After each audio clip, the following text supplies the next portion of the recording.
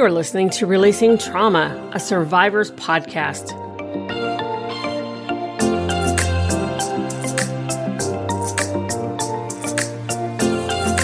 And now here's your host, Tracy Osborne.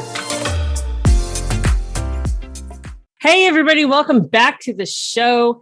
Today, we're going to be talking a little bit different about things, and not necessarily so much about recovering from trauma, but more about being a voice and, making a change when it comes to different things, different aspects of life and traumas and all of that. With me today is Dr. Paul Zeitz, and he is a longstanding advocate for justice and human rights, including children's rights.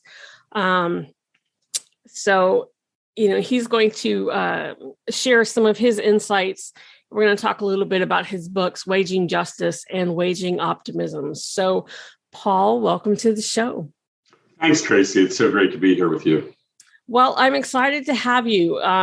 This is a little bit different, like I said, than our normal type of podcast or episode.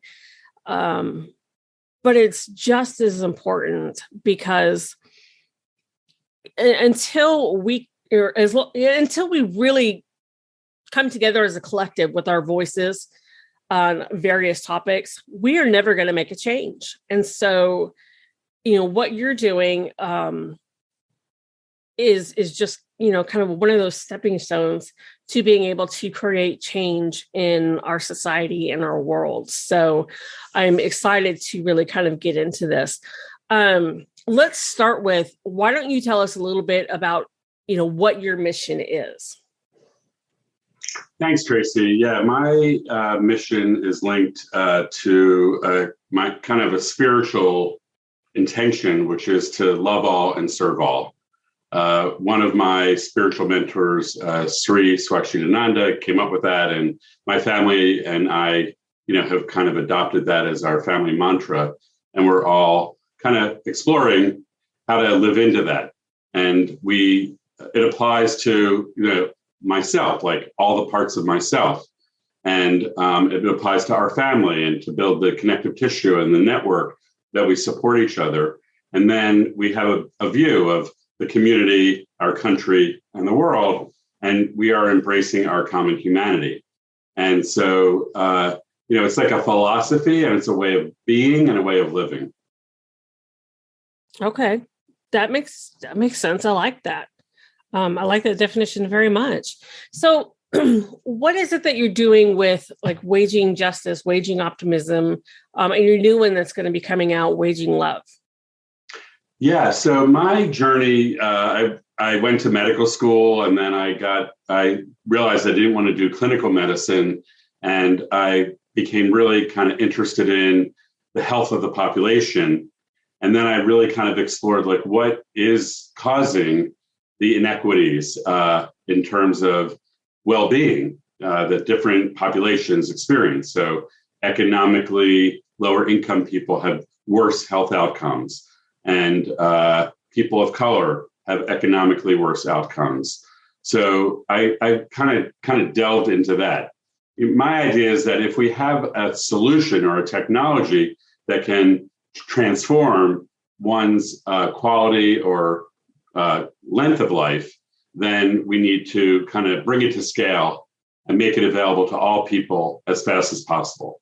And so I started my work on global polio eradication, for example, like how do we get a polio vaccine to every child in the world that needs it?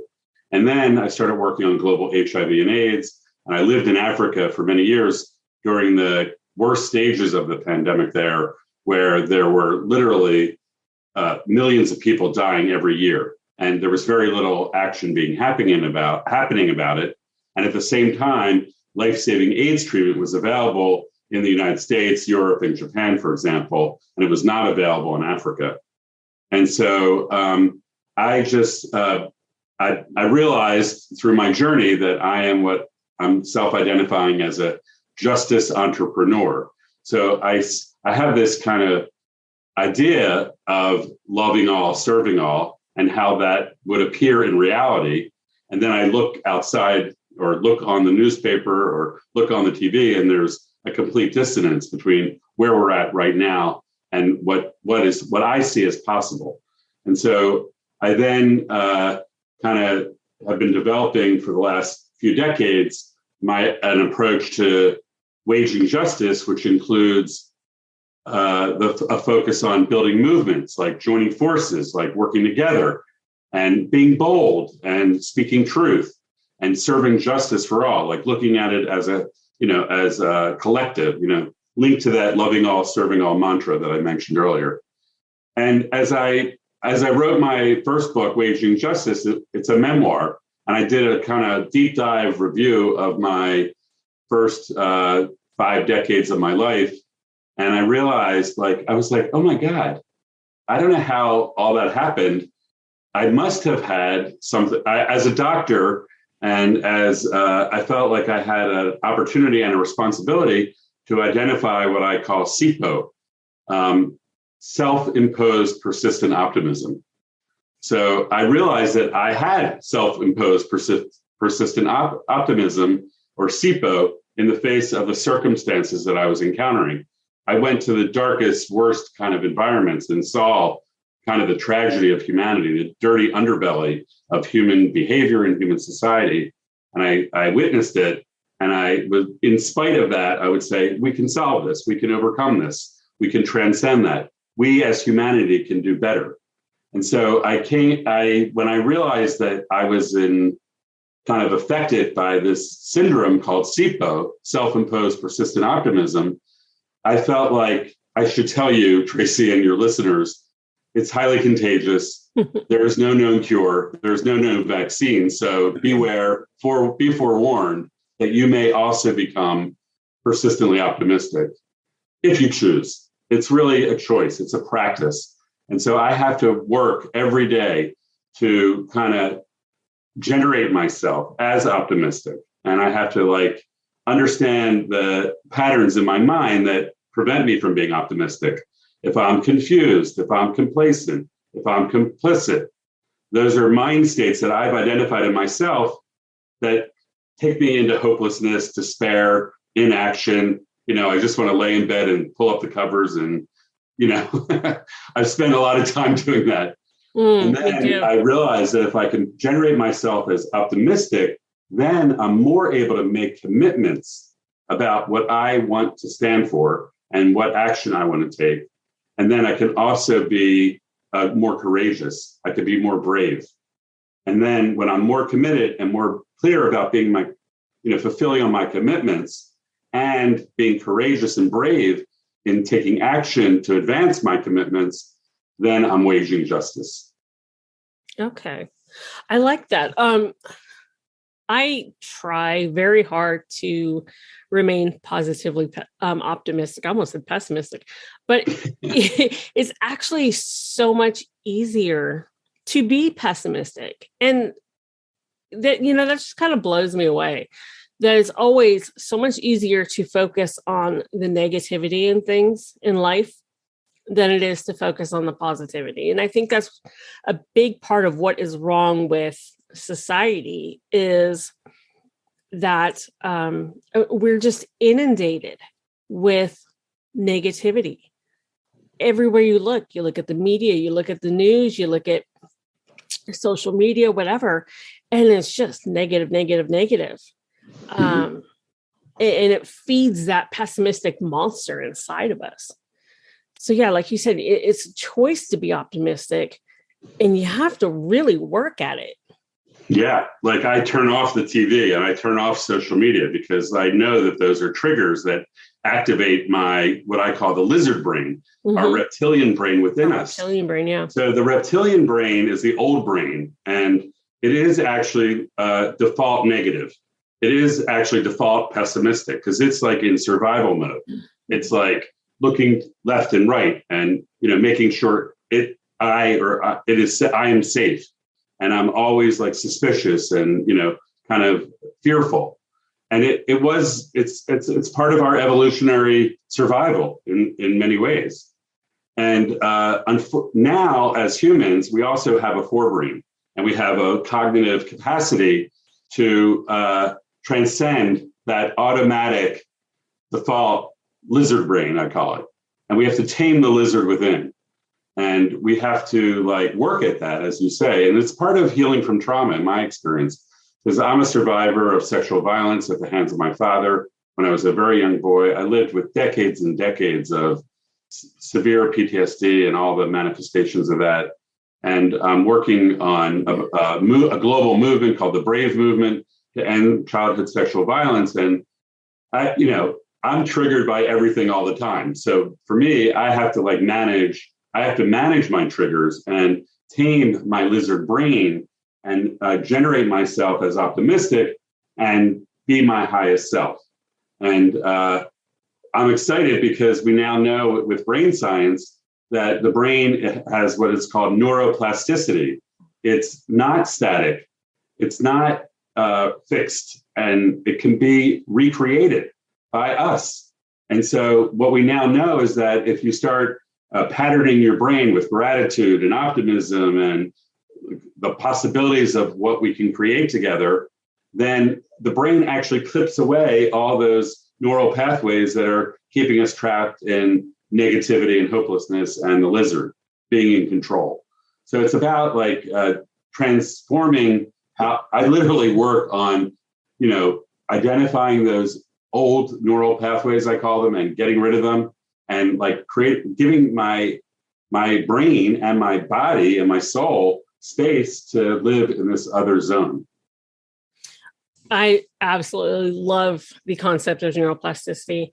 And I remember when I first heard about it, I thought, how freaking woo-woo is that? But it's not. It's actual fact, and it's actual science that our brains can reprogram themselves, basically. But you're right. It takes conscious work. The brain can redo it, recreate those pathways subconsciously, but not until you change your conscious thoughts. So for me, I've had to really be very aware of what I think. Because as you know, we have thousands of thoughts every day. And, what is it, 80% of them are the same thoughts that we had yesterday and the day before. And almost all of them are negative. And so you just have to be incredibly conscious. I will tell people to keep a thought journal. And anytime you are aware that you're having a negative thought, write it down. And then rewrite that thought with something positive, replace it with something positive. And so that's what I have to do for myself on a minute by minute basis. Yeah, I'm with you. Exactly. It's a minute by minute basis. And I also can identify when I'm being triggered and when the lizard brain is acting up. And I have a kind of fast identification of that. And then I also have practices where I step back and I take a break, go for a walk in the woods, or I go play with my puppy.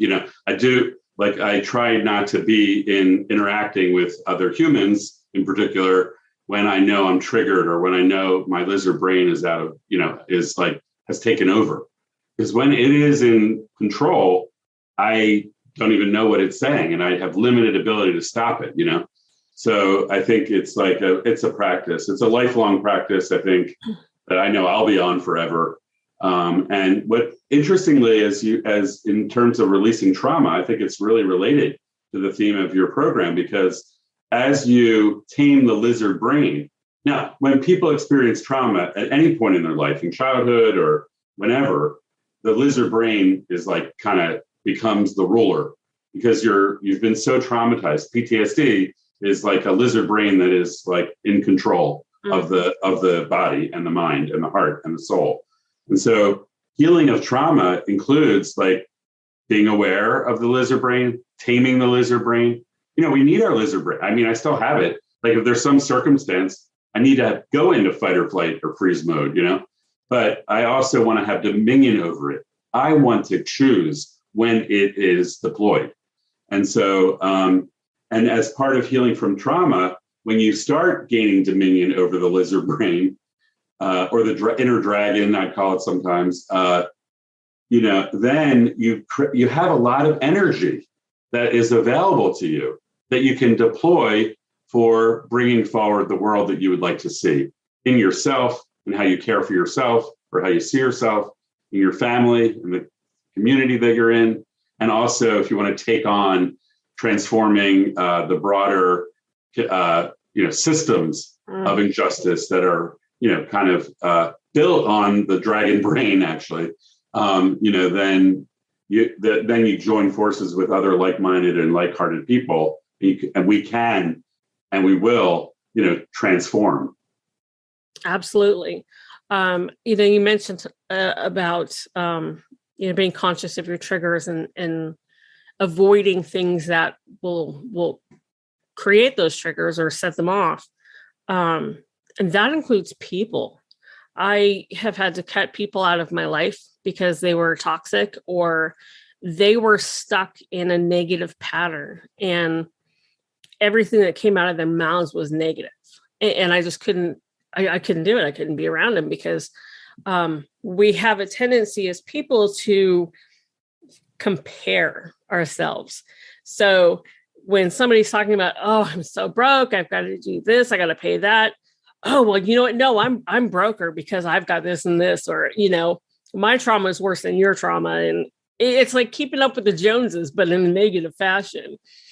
And so I had to consciously release those people from my world. They couldn't be in my circle anymore. Yeah, no, I think that's really powerful. And, my approach to that is like, I love everyone unconditionally. I see everyone as a pure soul. And then I make choices about, I call it a trust-o-meter. I have who do I trust? Who do I want to be in connection with directly? Like there's people who I could, even the kind of worst possible person who's triggering me more than anything or anyone, I can still step back and go, there's a pure soul in there. I love them. I support them. I pray for their healing and so forth. But I don't want to be interacting. I don't want to be in their field. I don't trust them, So they collapse on the trust-o-meter.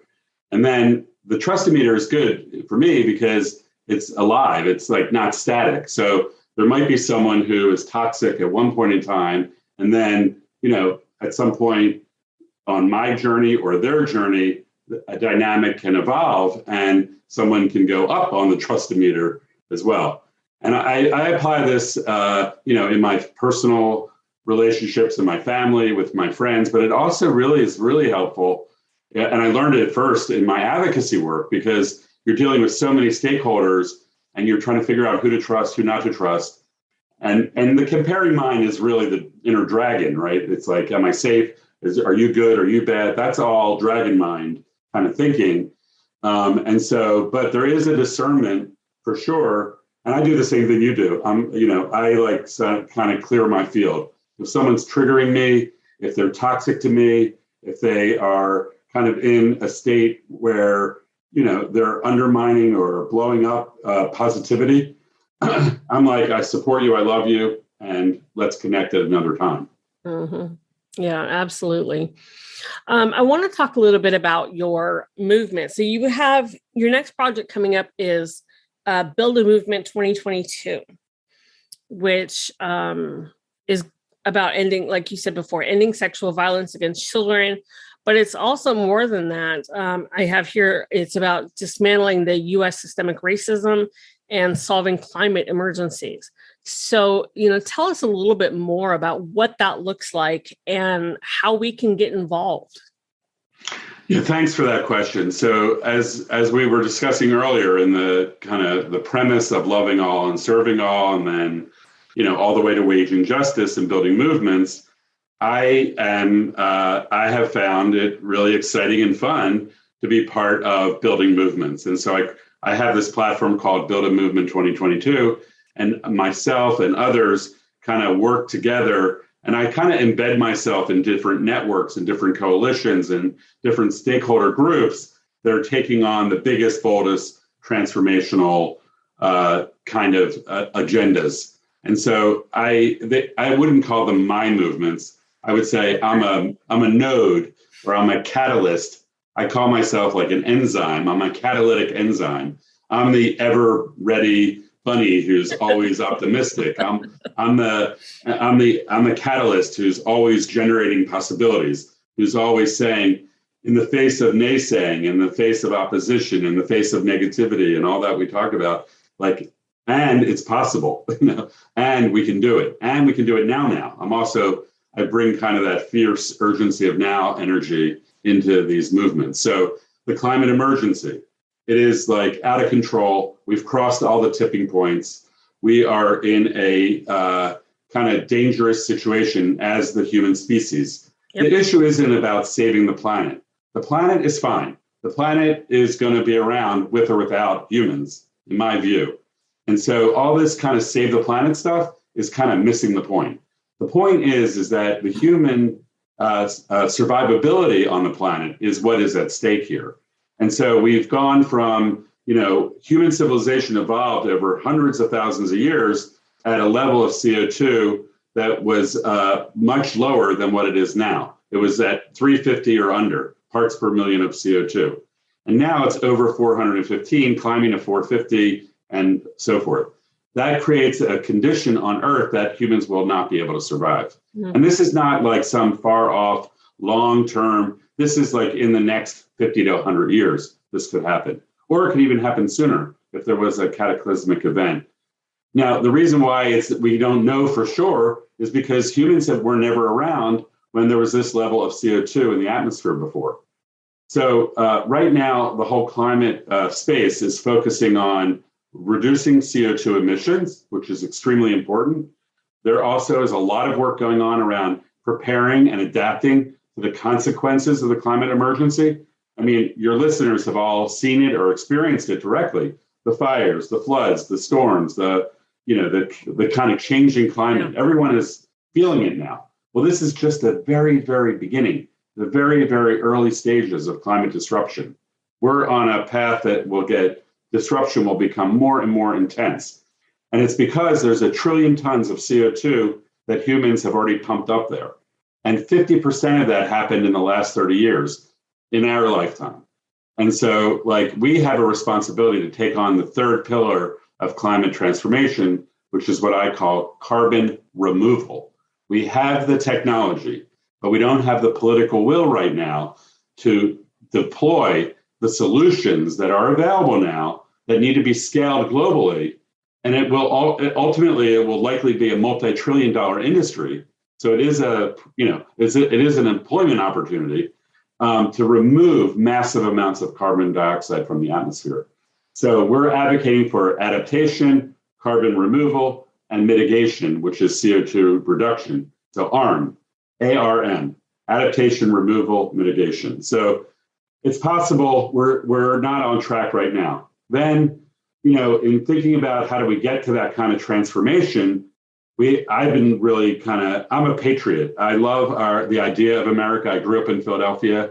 I went to see the Liberty Bell every year as a little boy. I went to the church where, I touched the pew where George and Martha Washington sat. And I realized that these were kind of real people. And I realized that, humans have the power to create constitutional orders. And we're operating under a constitutional order that was approved in 1787. And unfortunately, it was designed with a fatal flaw, which was a hierarchy of human value based on gender and skin color. So it was a white man who created a constitutional order that was designed to protect their interests. And man, it is working like a charm. If you see what's happening in the news, it's like, but it's not working for all of us. And so I'm working with a whole movement of 300 or more organizations and faith leaders and students and celebrities and artists, the Black music industry. And it's a multiracial movement of people calling for a truth commission to really get at truth, racial unity, transformation, and healing, so that we can, kind of come up with a new way of living together and embracing our common humanity here at home in America. And of course, that has repercussions globally. And lastly, as a survivor, when I found I had an amnesic barrier. My trauma was so bad, I blocked it out completely for 40 years. And when I retrieved my memories in my late 40s, I made a commitment that all children should not have to go through what I went through. And I had been experimenting for 10 or 12 years. And now I'm really excited that we have something called the Brave Movement, which is up and running, and it's dedicated to mobilizing survivors, survivor advocates, survivor networks, and all allies to bring forward a new paradigm of prevention, healing, and justice so that we can stop this scourge on humanity once and for all. And we have a movement here in the United States called Keep Kids Safe, which is our sibling movement, our sister movement, if you will, here in the USA. But this is happening in countries all over the planet. Yeah, I believe I actually have somebody scheduled for an interview from Keep Kids Safe coming up. So we'll definitely be talking about that in a future episode. Fantastic. Great to hear. Yeah. So, well, Paul, thank you so much for coming on. This has been really, really fascinating. I really appreciate it. Thank you, Tracy. I appreciate the time with you. Absolutely.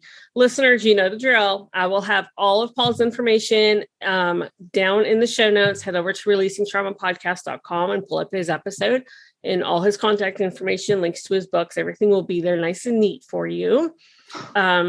As always, thank you so much for listening and tuning in. And if you're listening from one of our platforms, Apple Podcasts, iHeart, whatever it is that you're listening from, give us a like, give us a subscribe, give us a review, and we'll talk to you in the next show. Thanks for tuning in. Be sure you hit subscribe on your favorite podcast platform so you don't miss a show.